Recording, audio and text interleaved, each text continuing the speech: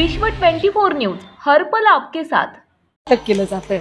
सदरक्षणाय खलनिर्दनाय हे ब्रीद जर ग्रह खात्याचे असेल तर ग्रह खातं चालवणाऱ्या देवेंद्रजींना कळलं पाहिजे की देवेंद्रजी तुम्ही गृहमंत्री एका पक्षाचे नाही आहात, संबंध महाराष्ट्राचे गृहमंत्री आहात। आणि गृहमंत्री पदाची धुरा घेताना तुम्ही शपथ घेतली होती, अशी शपथ घेतली होती, मी भारतीय संविधानाला साक्षी मानून शपथ घेतो की माझ्या निदर्शनास आणलेली कुठलीही बाब मी त्याची विचाराधीन असताना कुणाबद्दलही अधिकचा आकसभाव किंवा अधिकचा ममत्व भाव बाळगणार नाही। देवेंद्रजी, कुठे गेली तुमची ही शपथ? कुठे गेला तुमचा तो निरपेक्षपणा? पण असो, मला त्याच्यावरही पडायचं, त्याच्यावर जास्त बोलायचंच नाहीये। मी खूप काळजीपूर्वक ऐकते, कारण गरीब माणूस आहे, अभ्यास केला पाहिजे। आपण मेरिटवर येतो ना, आपण गरीब, आपल्याकडे पैसे नाहीयेत, आपल्याकडे इव्हेंट करायला पैसे नाहीयेत। बघा ना, म्हणजे त्यांचा इव्हेंट असा भारी असतो बरं का, असं अर्ध्यातनं माणूस वक्ता दिसला पाहिजे। आम्ही आपल्या पायाखाली काहीतरी घेऊन बोलायचं, मग त्यांनी म्हणायचं बोनसाय बिनसाय। अरे असू दे दादा, असू दे दादा, माणसाची शरीराची उंची किती का असेना, त्याच्या मनाची उंची किती आहे, विचाराची उंची किती आहे, ती जास्त महत्वाची असते।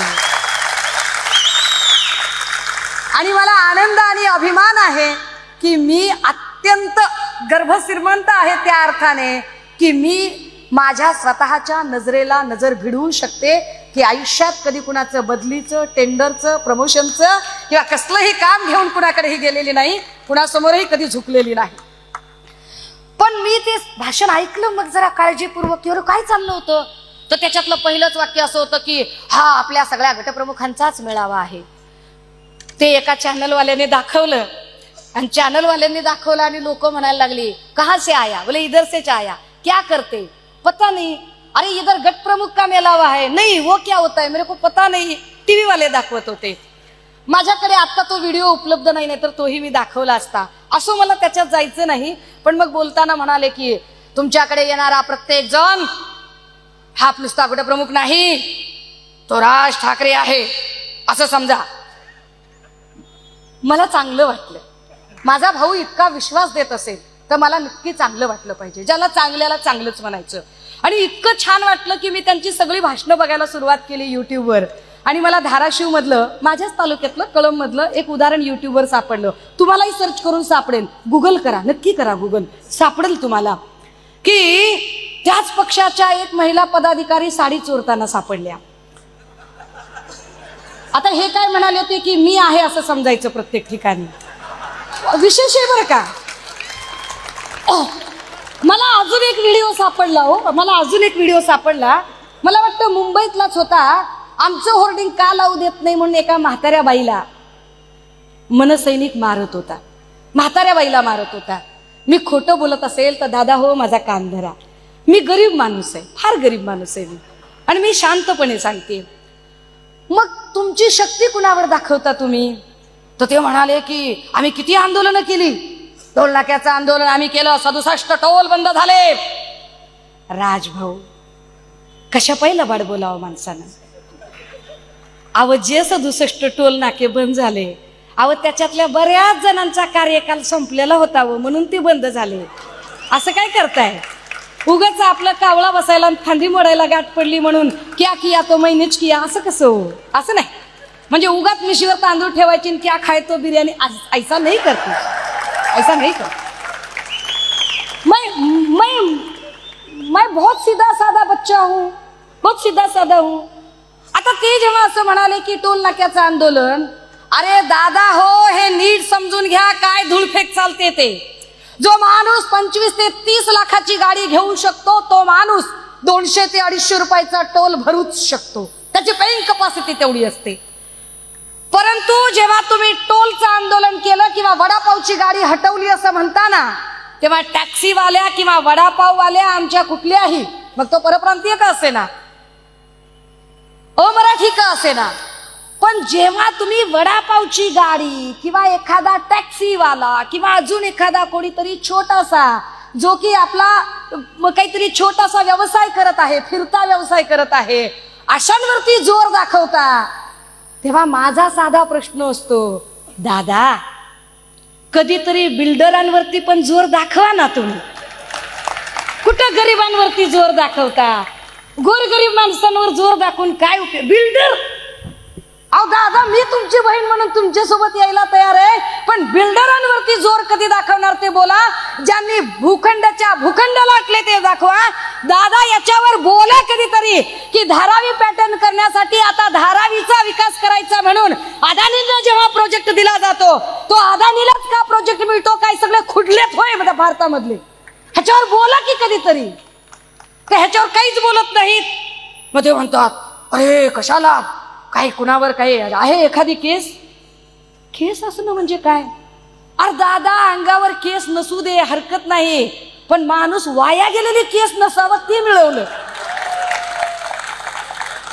बरोबर आहे ना? भाऊ माझ्याकडे रागाने बघतायत, मी जरा काळजी घेते. भाऊ, सन्माननीय उद्धव साहेबांच्या आजारपणाची टिंगल जर कोणी करत असेल तर चक्रवाढ व्याजासकट हिशोब केला जाईल एकेकाचा.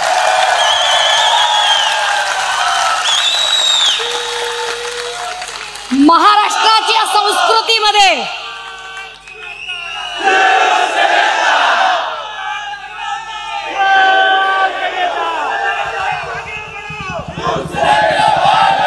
दादा हो, महाराष्ट्राच्या संस्कृतीमध्ये असं घाणेरडं आणि गलिच्छ राजकारण कधी झालं नाही.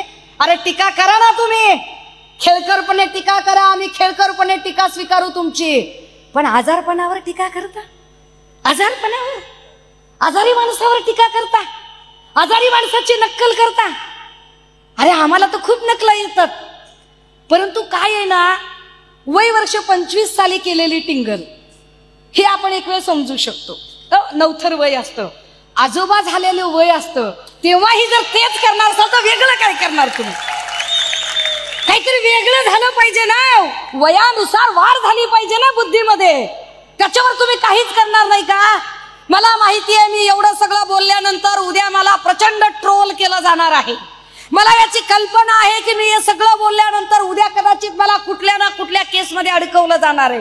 मला याची कल्पना आहे की मी हे सगळं बोलल्यानंतर उद्या कदाचित माझ्या चारित्र्यावर शिंतोडे उडवण्याचाही प्रयत्न केला जाणार आहे. पण तरीही सांगते, तुमच्या कुठल्याच कसल्याच कपट नीतीला मी घाबरणार नाही, अडणार नाही, नडणार नाही.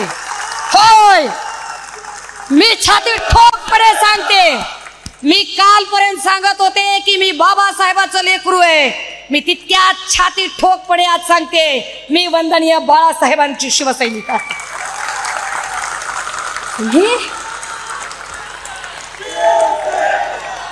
उद्धव साहेबांच्या आजारपणाची टिंगल करता, उद्धव साहेबांच्या मानेला लागलेल्या बेल्टची टिंगल करता आणि नक्कल करता.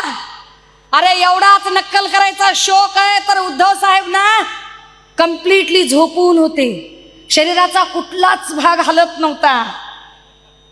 झोपायचं रे स्टेजवर, आडवं झोपायचं, नक्कल करायची, मानलं असतं आम्ही तुम्हाला. काय नकला करता? माणूस मेल्यावर तरी तुम्ही सुधारणार का रे? किती सोयीचं राजकारण कराल, किती वेळा सभांमधून मांडणी प्रो एस्टॅब्लिशमेंट कराल.